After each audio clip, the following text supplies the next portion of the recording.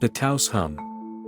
Have you ever heard a constant, low-frequency hum that seems to come from nowhere and everywhere at once? This is the Taos Hum, a mysterious and unexplained phenomenon that has been heard by many people in the small town of Taos, New Mexico. The Taos Hum is a low, droning sound that has been described as sounding like a distant diesel engine or a low-pitched trumpet. Despite numerous investigations by scientists and researchers, the source of the Taos Hum remains a mystery.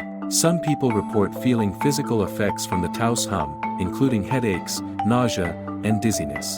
The Taos Hum has been heard by people all over the world, but the town of Taos remains one of the most famous and active sites for this unexplained phenomenon. It is said that only 2% of the population can hear the hum. What could be causing this strange, persistent sound? The mystery of the Taos Hum continues to baffle and intrigue researchers and enthusiasts alike.